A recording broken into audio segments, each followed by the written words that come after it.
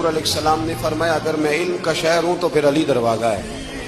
इमाम सबूरी कहते हैं एक दिन ना हज़रत जिब्रील अमीन इंसानी शक्ल में मौला अली के सामने आके खड़े हो गए।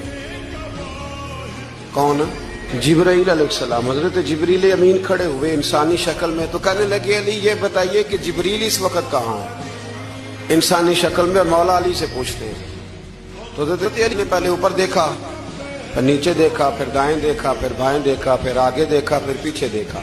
फरमाने लगे जनाब ना तो इस वक्त हजरत जिब्रील मशरिक में है, ना मगरिब में है, ना शुमाल में है, ना जुनूब में है, ना 7 जमीनों में है, ना आसमानों में है। फरमाने लगे भाई जमीनों आसमानों मशारिक मगारिब में तो कोई नहीं, तो या आप जिब्रील हैं या मैं जिब्रील हूँ, दोनों में से एक है। तो हजरत जिब्रील अमीन मुस्कुराए, फरमाने लगे नहीं आप तो अली हैं, जिब्रील तो मैं ही हूँ।